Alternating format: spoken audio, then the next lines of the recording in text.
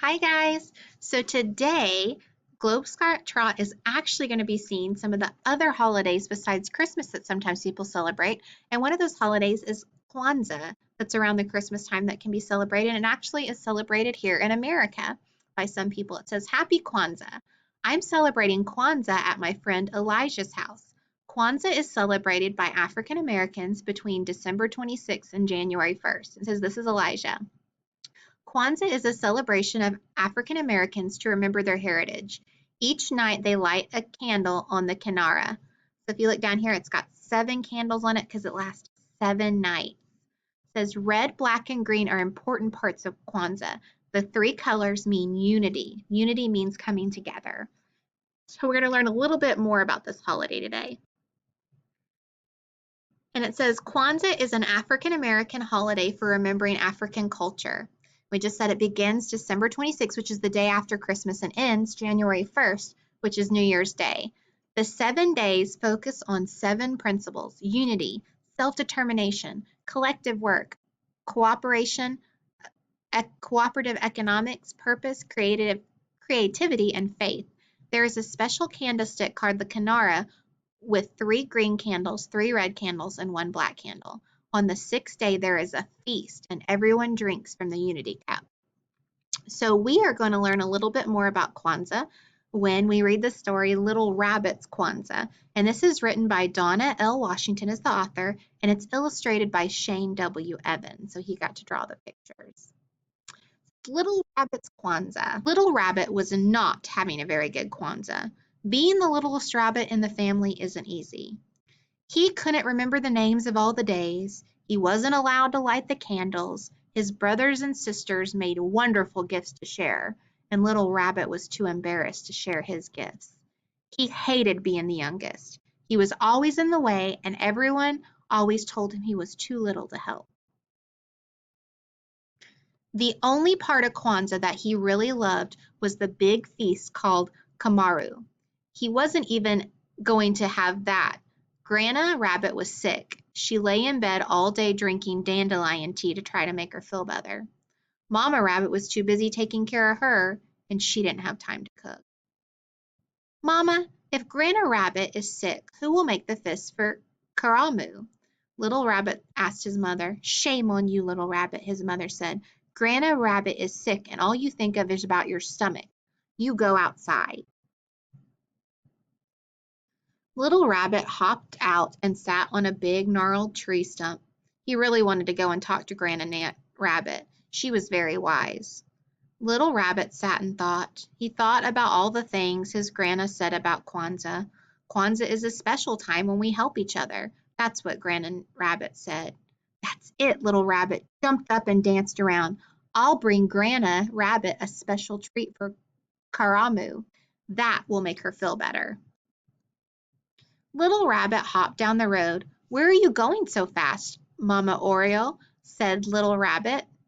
I'm going to find a tasty treat for Grandma Rabbit. She's sick. I want her to have a good Karamu. Little Rabbit hopped away. Mother Oriole didn't know what Karamu was, but she knew Grandma Rabbit. Grandma Rabbit had always brought out warm seed cakes and worm pudding when the weather got cold. Poor Grandma Rabbit, said Mama Oriole. I wish there was something I could do to help. Little Rabbit stopped by the side of the path. He looked under some logs to see if he could find something special for Grandma Rabbit. What are you doing, Little Rabbit? Asked Groundhog, sticking his head out of a patch of grass. I'm trying to find a zawadi for Grandma Rabbit. She's sick. I want her to feel better. Little Rabbit hopped off. Groundhog didn't know what a zawadi was, but he knew Grandma Rabbit. She always had time to make little toys for the animals when they were bored. Poor Grandma Rabbit, said Groundhog. I wish there was something I could do to help. Little Rabbit hopped down to the pond. Maybe he could find something pretty for Grandma Rabbit. What are you doing, Little Rabbit? Asked the frogs. I'm looking for something pretty for Grandma Rabbit. She's sick. She should have something pretty to hang on her walls at Kwanzaa time. Little Rabbit scratched an ear and hopped away. The frogs didn't know anything about Kwanzaa, but they knew Grandma Rabbit. She could paint beautiful pictures and write wonderful poems. Poor Grandma Rabbit. said one of the frogs. I wish there was something we could do. Little Rabbit hopped through the field looking for berries. Where are you going, Little Rabbit? Mamma Field Mouse asked. She was dragging all of her children behind her. Grandma Rabbit is sick, said Little Rabbit. I'm going to make sure that she has a good karamu. I'm going to find as many berries as I can. Little Rabbit looked proud as he hopped the meadow. Mamma Field Mouse didn't know anything about karamu, but she knew Grandma Rabbit. Grandma Rabbit helped out with the children when Mamma Field Mouse had to run errands. Poor Grandma Rabbit, said Mamma Field Mouse. I wish there was something I could do. Little Rabbit scampered through the trees. Good morning, Little Rabbit, said Papa Squirrel. Why are you sniffing around the trees? I'm looking for something to give Grandma Rabbit. She's sick and I want her to have a good Kwanzaa. Little Rabbit hopped away. Papa Squirrel didn't know anything about Kwanzaa, but he knew Grandma Rabbit. She always helped him gather nuts in the fall. She even helped him remember where he hid them. Poor Grandma Rabbit, said Papa Squirrel. I wish there was something I could do. Little Rabbit spent the whole day trying to find something for Grandma Rabbit. He searched as hard as he could, but he didn't find anything at all, and he was very sad. I guess I'm too little to do anything. As the sun was setting, he hopped slowly home. When he opened the door, he had a big surprise. Everyone was there. Grandma Rabbit was sitting in a big chair with a huge smile on her face. The frogs had brought pink flowers from the lily pads. Mama and Papa Spider hung them from the ceiling like lanterns. Mama Oriole was conducting a fine chorus of birds. Means the birds were singing. Groundhog brought little toys and gifts for everyone, and Mama Field Mouse had gotten together with Mama Possum and Mama Raccoon to make a wonderful and delicious feast. The air was full of excitement, and Mama Rabbit served the plates, and Little Rabbit ate until he thought he could burst. After that, Papa Rabbit told funny stories about Brer Rabbit, Anisi the Spider, Guinea Fowl, and Mosquito. The stories made everybody laugh. Then Papa Spider plucked on his web strings. Crickets got out the fiddles, and all the animals had a wonderful dance. Grandma Rabbit taught everyone a new word, harabi.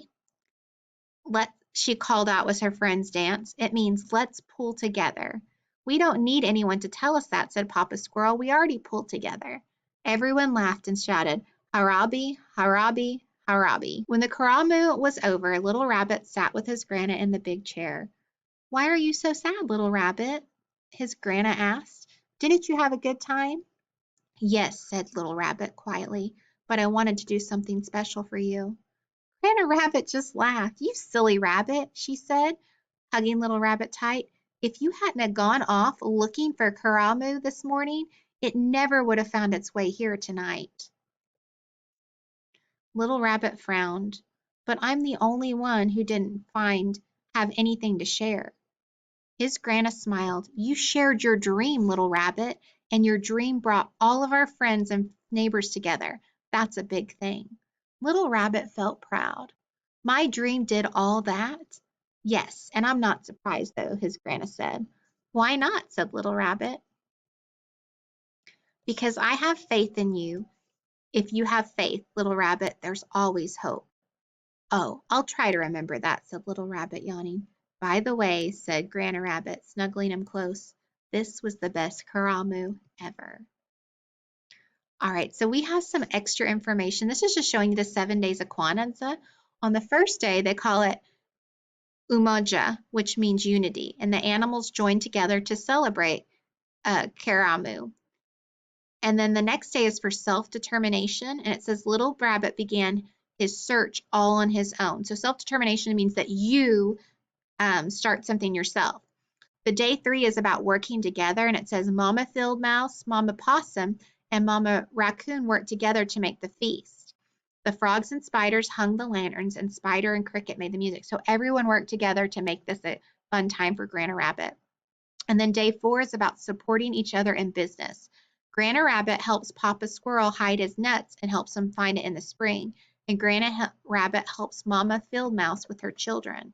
These are all ways that these are shown throughout the story.